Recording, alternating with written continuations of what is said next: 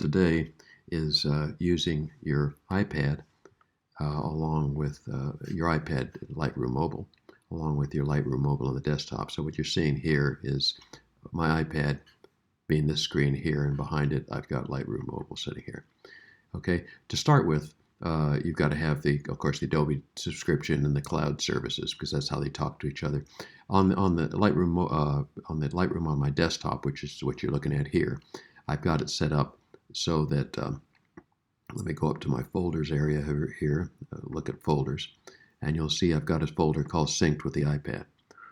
That's something you have to set up yourself in terms of where you want your pictures. If you don't set it up, Adobe will default to another folder. I've set it up. So if you want a folder that's easy to find, that you know where it is, set it up yourself.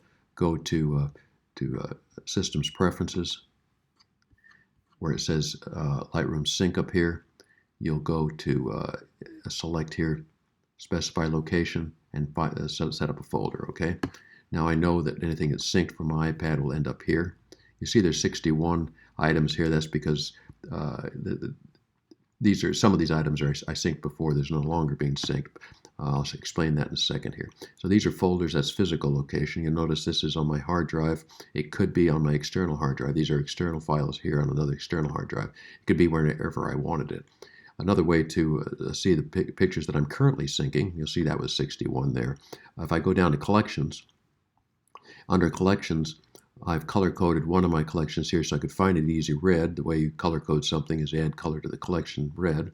I just color-coded it so it's easy to find. These, you'll notice, here are 42 pictures being synced. I know they're being synced because right over here there's a little sign for the syncing. If I click that, I can turn sync off or on.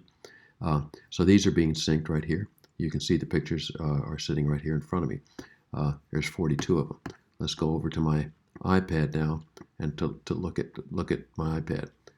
I'll open up my Adobe apps here. You'll notice I've got Lightroom there. I've got Photoshop, and I've got some others, but we're going to talk about Lightroom today. So we'll open Lightroom up. And once you get into Lightroom, you'll notice several things. Of course, you'll notice the pictures. There's some albums here. Albums in Lightroom Mobile are the same as collections on the desktop. And folders are the same as the folders on the desktop. So I've got a total of 2,800 pictures in all photos. This is all photos on the iPad. Not all of them are currently being synced. You remember over there was only one little miscellaneous that was being synced. It was 42 pictures, and this is the 42 pictures that are currently being synced down here. Okay. So when I click on that, you'll notice some other things here. If that little cloud up here will say that this is all synced and backed up, there's nothing changed. Everything's on my desktop. Everything is copacetic. It's in good shape. If I click on a picture, this little icon above here now changes to a little green. It says this picture has been synced and everything's fine. If I click on that little cloud, it'll say local. In other words, on the iPad, I've got the original ARW file, which is a raw file. On the cloud backup, I got the ARW file. And on my desktop, if I go to my desktop, this picture here, this bird, his neck wrapped around him, if I go to my desktop, I will find that same bird picture. I think it's probably this one here, one of these pictures. That's also an ARW file. So if I would open that picture, the raw file's here. So there you go. I've got the raw file on my iPad, and I've got the raw file on my desktop. Now, once it syncs over to the desktop, you don't have to worry. If I go and delete this off the iPad, it stays on the desktop. So I'm not going that direction. If I delete it off the desktop, I do believe it goes back and deletes it off the iPad. So there you go, and that's how those files work together. So let's go back and look at the collection here, the album. How do I get files into this collection? There's this little icon down below. Obviously, I can take a picture with the iPad and the file will go in there, or I can bring them in from another source. If I click that, I can bring them in from all photos. That's these pictures here. I can bring them in from the camera roll, or I can bring them in from files. If you're an Apple user, you know what files are. Sorry about that. If you're Apple user, you know what the files are. And I can bring them in from a camera device. Now, camera device is a dongle. If I have my SD card and I have a little adapter, I can put my SD card in and plug it into the iPad itself, and this will show up, and I'm able to import pictures directly off the SD card and put them into this collection here, which will then be synced up to my desktop. Okay, so let's just take an example. What we're going to do is take these things from the camera roll, look for a picture from the camera roll that we can bring in. I'm going to use this picture over here, just because it's a different picture. I'll add that in, and it's going to, this will increment up from 42 to 43 pictures. Okay, if I go down to the bottom here, I should be able to find the picture I just added in. Okay, and if I go now over to my desktop, you'll see, notice here, this is running right here. The little dots are running, one pending. So it's uploading that picture right now to my desktop. Okay, if you've got a good Wi-Fi connection, it takes a minute or two to do that.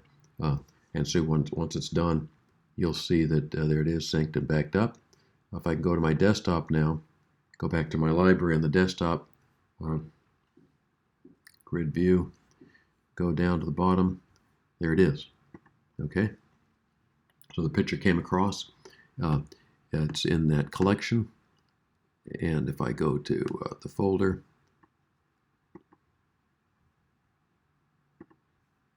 it's in the folder. All right, now so it does sync across.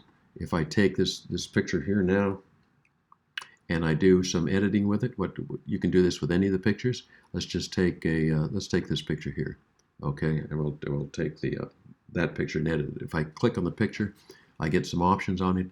I can edit it, I can crop it, I can use the healing brush to take away distractions. I can use some local edits, things like that. So let's just take this editing feature here. Hit light. I'll run the exposure down on this thing, real dark. Okay, and then you'll see that there's a little plus sign that showed up here. Okay, what that means is that there's some adjustments that are pending. In other words, I just ran the exposure down real dark on that thing. It hasn't been synced yet. I can force the sync by clicking Force Sync.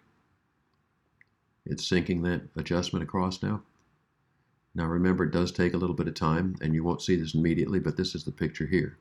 So right now that picture is nice and bright. And to give it a minute or two, it'll turn dark on us. In the interest of expediency here, I will let that do its thing in the background. Move that over there. We'll see that, and continue. Okay, you just saw it go dark. Okay, so it did go dark. Back to here, I can obviously now go back up again, and the same thing happens here. It says there's to force sync it. Now it works the other way. If I did the edit over here in Lightroom, that it would edit back this direction too. So the edits do travel back and forth. So force sync. Okay, it did its thing. So what else can you do here? You can obviously crop. You can do some healing, brush size things to take off distractions.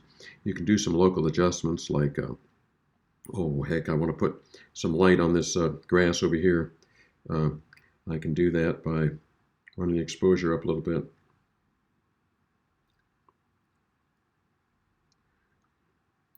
That kind of thing done. And as you'll notice up above, again, these adjustments